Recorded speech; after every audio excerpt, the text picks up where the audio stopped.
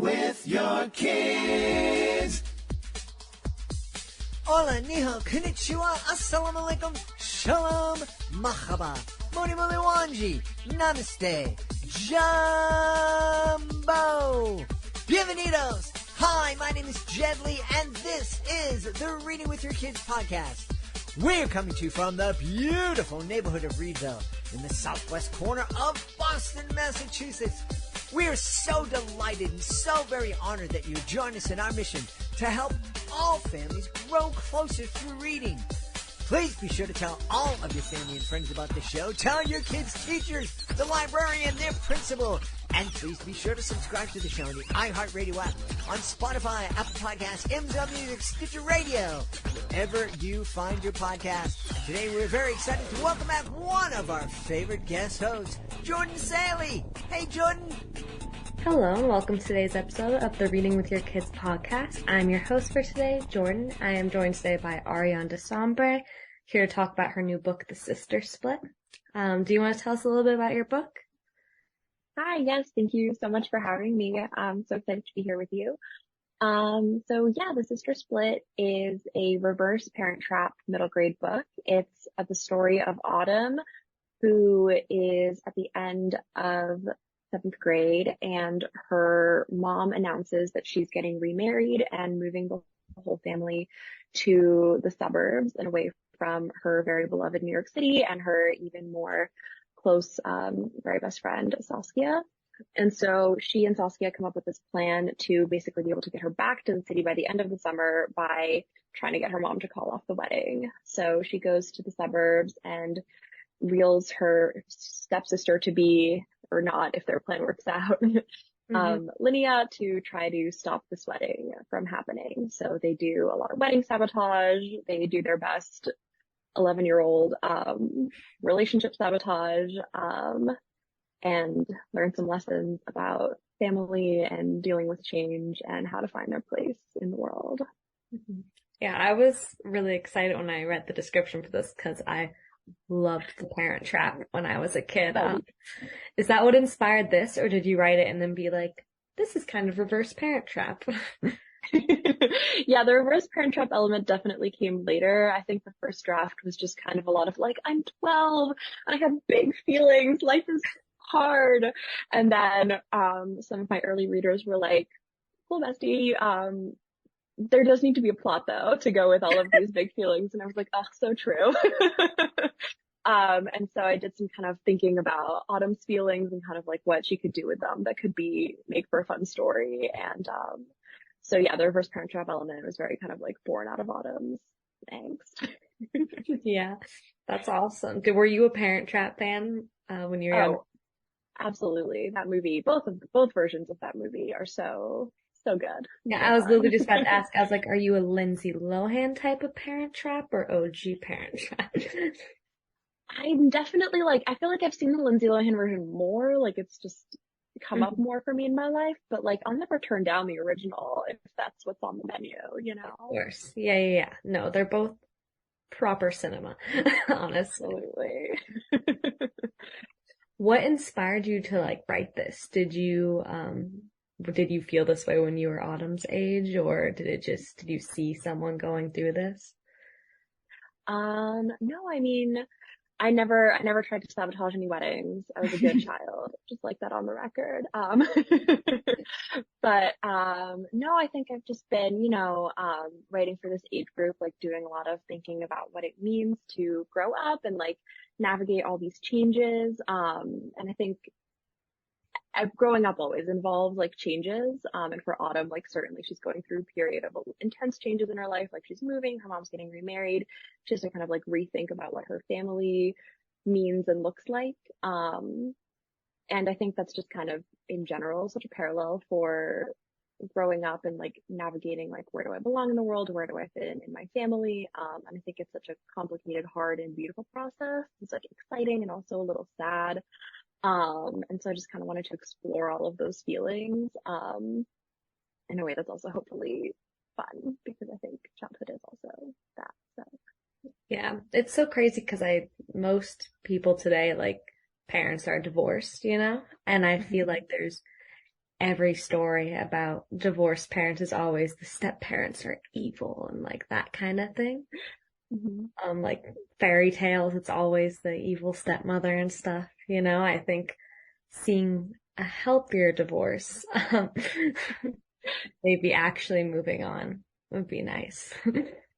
Yeah, for sure. I think I wanted to show kind of like not necessarily like the thick of the divorce or kind of just like the realities of living with it for Autumn and like what that means for her family because her parents in the story have been divorced for a long time. And it's more just like this new change of like adding to her family and what that means for her and like what that could mean for everyone in her family. So yeah, I feel you. I think it's important to kind of show that there can be happy endings still and that yeah, like your family can just grow in ways that will end up being awesome and fun. So are you more of an Autumn or a Linnea? Ooh, this is a very good question. I'm definitely a drama queen, which is very Autumn. Like I will make all of my tiny problems into very big deals and then everybody has to be involved. But so yeah, I would say I'm more of an Autumn in that way. Yeah. Yeah.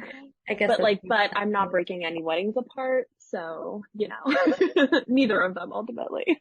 You're very defensive about the not breaking any weddings apart. I'm suspicious, but I'm protesting too much. It's becoming suspicious. I take it all back. I'll move on. So you're from Los Angeles, right? What made you? I live in Los Angeles now, but I lived in New York when I was writing the book, which is what inspired me to set it there. Gotcha. Did you grow up in New York or somewhere else? I grew up, so kind of like Lydia, I lived in New York for a long time when I was a kid, and then I also moved to Connecticut. I was much more excited about moving to Connecticut than Autumn is. I was, yeah, like really excited about kind of like moving away from the city, and like feeling things out in a new home. Famously, Autumn does not feel that way. But yeah, I thought it was fun to kind of explore both of those settings. Like they're both places that I knew well as a kid, so I felt like I could represent them through a kid's eyes in a good way. And yeah, I feel like so much of the story is like thinking about your home and like how to figure out like what that is for you. So I wanted to draw on places that I knew well because I think like no one knows a place really well like someone who's a kid in that place. So and just when I was thinking about it, I was like, I never moved that far when I was a kid, but like packing up and moving your whole life to a different state when you're a kid, moving schools, like that feels like the end of the world for us. Like I did it when I was like preschool to kindergarten, so, and it still felt like the end of the world. Maybe I'm dramatic, but I thought it was. So seeing Autumn and knowing you went through that as well, I mean, you were more excited, but it must still be weird being like, I grew up there, but I also didn't. Yeah, I feel you. Like I said, always a drama queen, always looking for ways to make my emotions bigger than they are. So yeah, I think it's just like a big change. And I think like we have, as adults, like we can kind of think like, oh, like it'll be fine. Like they'll go to a new school, they'll make new friends. And like that is all true. And like change can bring about like so many great things like new friends, but all change also is a loss and you have to give something up to make room for the new thing. And I think that can be really hard for kids, no matter like what change it is that they're going through. And I think 12-year-olds are always in the midst of some type of change. So yeah, it comes with big feelings for sure. Did you have big feelings about going from East Coast to West Coast? Mostly again, very excited feelings. I lived in New York for almost 10 years before I moved to LA. And I definitely hit a point where I was like, I never want to get on this subway again. It is disgusting. I would like to go away now. So I was very excited. That's very valid. LA is awesome though. I grew up there. It's nice.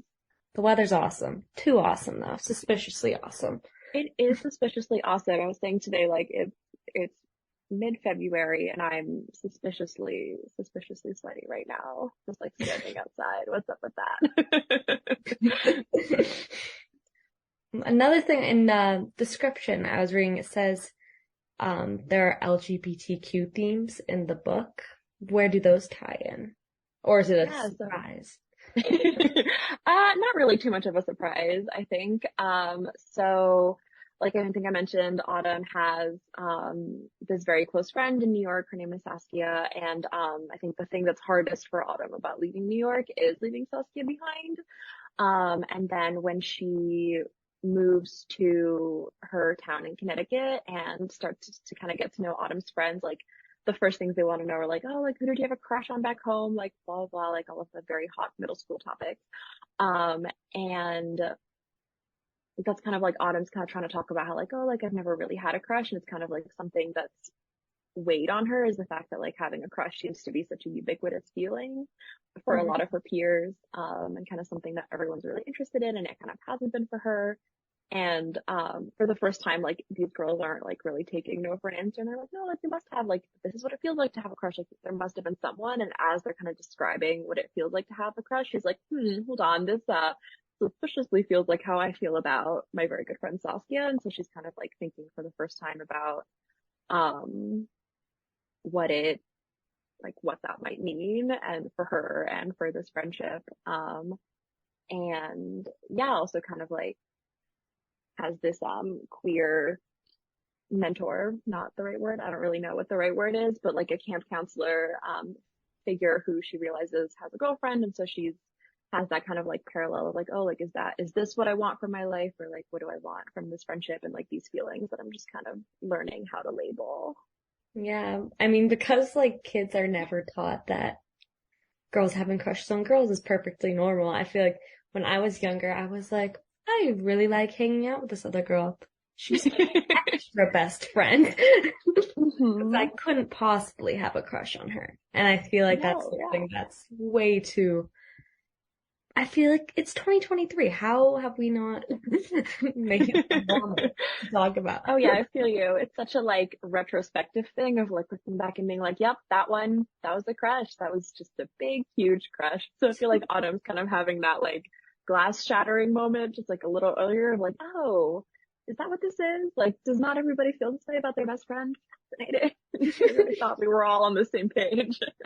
What a horrifying moment to find out while you're moving states away. Yeah, I'm really putting her through so much and being like, she's a drama queen. She's not. I've just done the worst things possible to her. Maybe not all that dramatic. I mean, that just adds so much. What do you mean? What do you mean earlier when you said this book needs a plot? That feels like.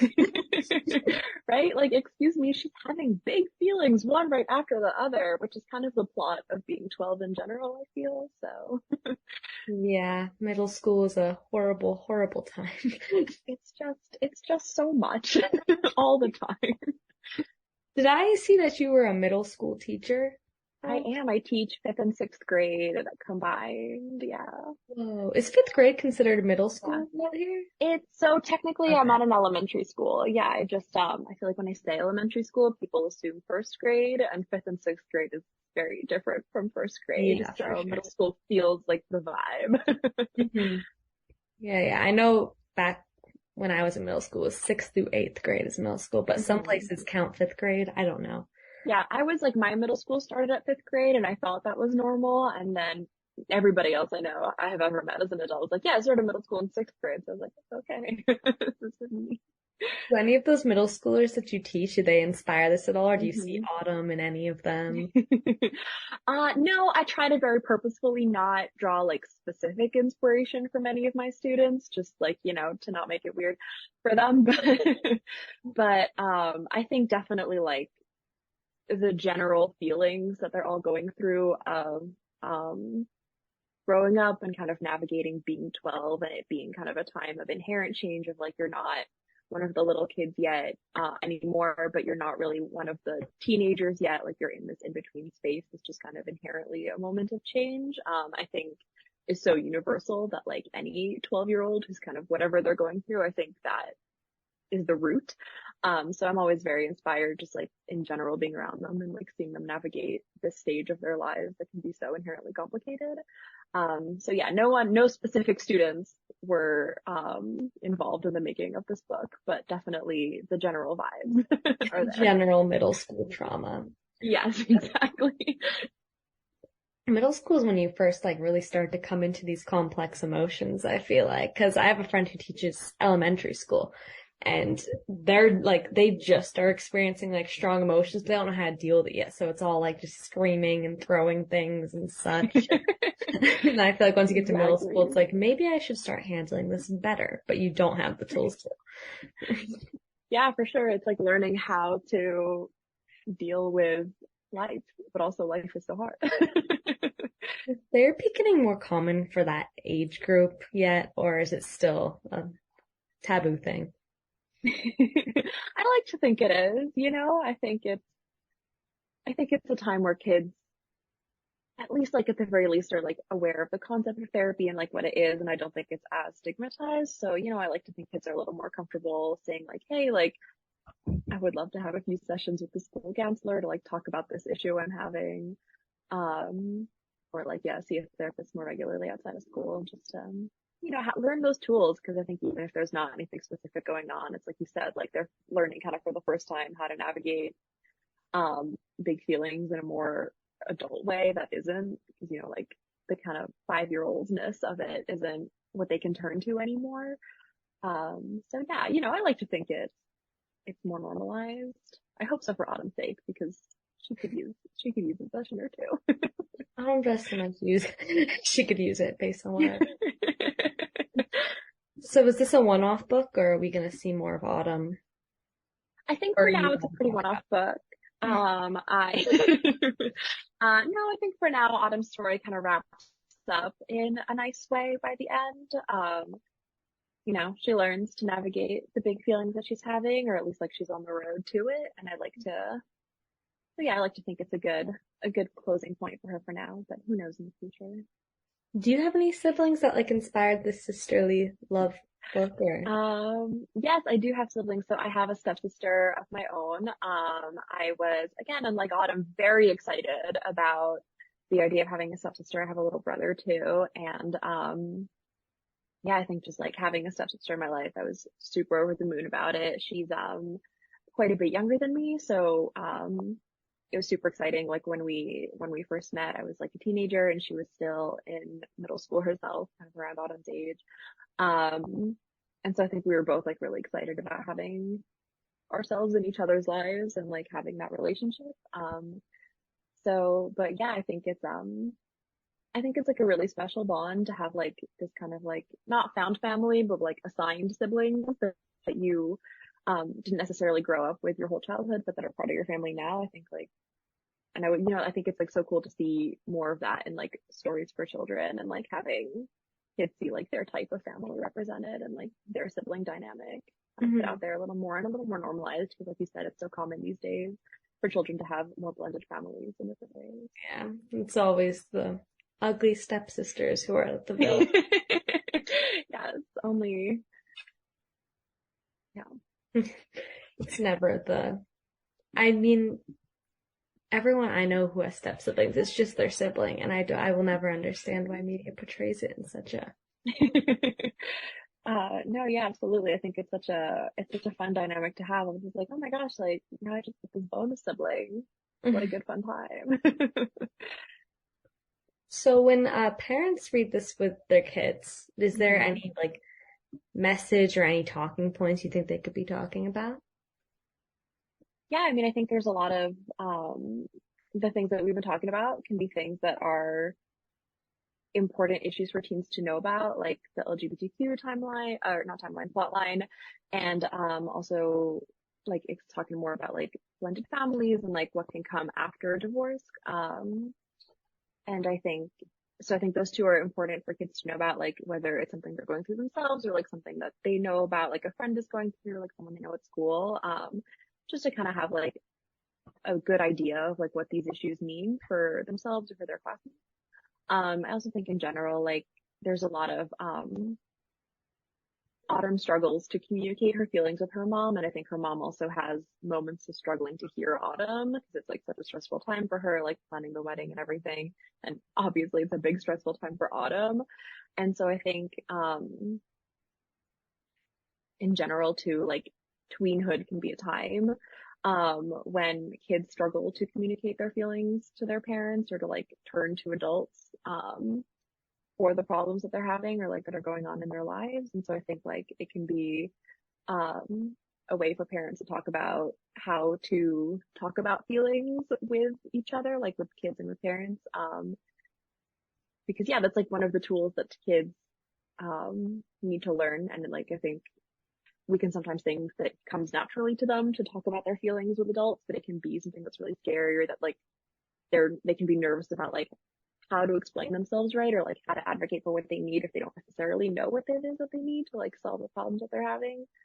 So yeah, just also having open communication within families about how everybody's feeling. Tweenhood is the peak of kids beefing with their parents, so that's definitely an important conversation to be having. Absolutely. I think they want and are ready for more independence, but sometimes they don't know how to ask for it. And there's also areas of life that they just don't have control over. So yeah, that can lead to hard conversations all around for sure. For sure. And if someone wanted to find the Sister Split or any of your other work, where could they go to find that? So I have a website, AurianeDesombre.com, and you just have to spell my name correctly to find it, which is kind of like answering my riddles 3 because it's French nonsense. I'll put a link. Which is, yes, everyone's imagination to how to spell. No, that's ideal. Thank you. And yeah, there's like all the information on there for how to find everything. Perfect. All right. Well, thank you so much for coming on the podcast today. And thank you to everyone for listening at home. We'll be back tomorrow with more content. And have a good night. We hope you've enjoyed this episode of the Reading with Your Kids podcast. And we hope that you'll join us for the next exciting episode of the show.